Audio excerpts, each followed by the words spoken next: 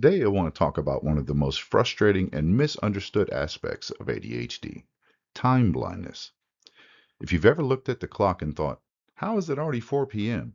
Or if deadlines always seem abstract until they're suddenly urgent, or if you felt like you lived in two time zones, now and not now, you're not lazy and you're not careless. You're dealing with a neurological difference in time perception. Time blindness is one of the core executive functioning challenges in ADHD, but it rarely gets explained in depth. And when we don't understand it, we tend to interpret it morally instead of neurologically. So in this video, we're going to break things down clearly. What time blindness actually is, why ADHD brains struggle with it, how it impacts daily life and relationships, why planning often collapses, and what practical systems actually help. So let's get started. Time blindness refers to a distortion in time perception and time management that stems from executive functioning differences. There are four major components. First, distorted time perception. Minutes can feel like seconds when you're engaged in something stimulating. However, on the flip side, 5 minutes can feel unbearably long when you're bored. Time does not always feel consistent. Second, a weak internal clock. Most people have a background sense of time passing. ADHD brains, however, often require conscious attention to monitor time.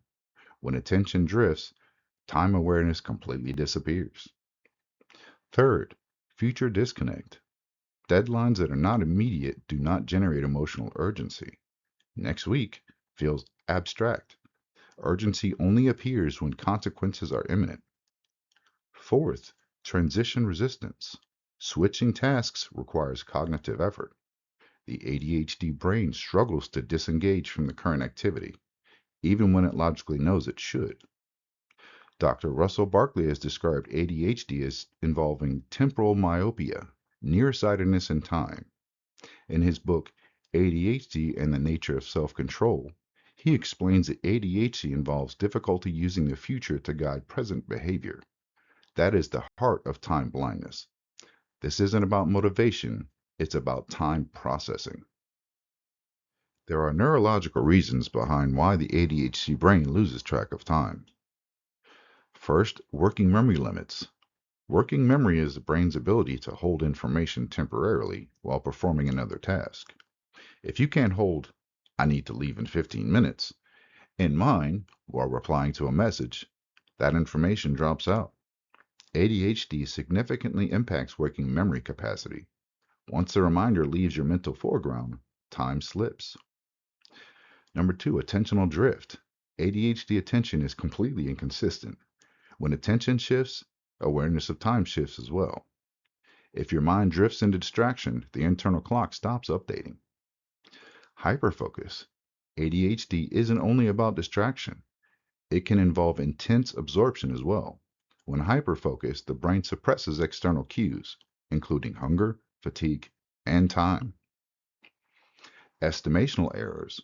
Research shows individuals with ADHD often underestimate how long tasks will take. This is partly due to executive functioning challenges and partly due to dopamine-related reward processing differences. Time perception is connected to dopamine signaling in the frontostriatal circuits.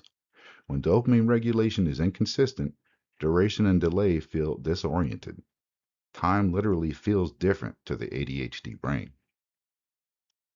The way that time blindness affects daily life is not theoretical. It shows up everywhere. Things like chronic lateness. You genuinely intend to be on time, but you underestimate preparation time, you forget transitions, or lose awareness mid-task. Missed deadlines. You plan to start early, but the task doesn't feel urgent until it's urgent. Rush performances. You work best under pressure, not because you prefer stress, but because urgency finally activates dopamine. Relationship strains. Others may interpret lateness as disrespect, but from your perspective, time slipped. It wasn't intentional. I remember believing I must not care enough about people because I struggle with punctuality. Learning about time blindness reframed that belief. The issue wasn't care, it was calibration. When repeated, these patterns create shame, and shame worsens executive functioning. Many HD adults are excellent planners on paper. Then the breakdown happens on execution. Optimism bias. You assume ideal conditions even though they're not realistic. Underestimation. You forget setup time, transition time, mental warm up time. Ignored buffers. You schedule tightly with zero margin for error. Overcommitment. Future energy always feels more abundant than present energy.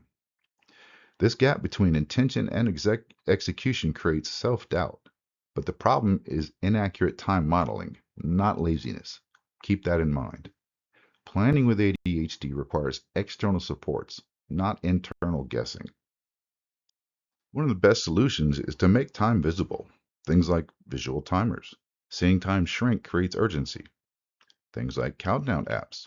Concrete countdowns turn abstract deadlines into physical metrics. Time mapping. Block-based calendars help anchor tasks spatially. Multiple alarms. Redundancy compensates for working memory limits. External systems reduce reliance on internal estimations and guessing. Beyond tools, building structural buffers helps as well. Add 15 to 30-minute margins to commitments. Create shutdown rituals before transitions. Prep materials the night before. Review tomorrow's schedule at the end of today. The goal isn't perfection, it's reducing friction and reducing shame.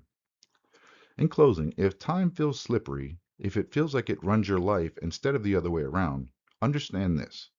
You are not careless, you are not irresponsible, and you are not disrespectful. Your brain just processes time differently. And neurological differences require structural solutions, not self criticism. Time blindness isn't a moral flaw, it's an executive functioning difference. And once you understand that, you can design around it. Until next time.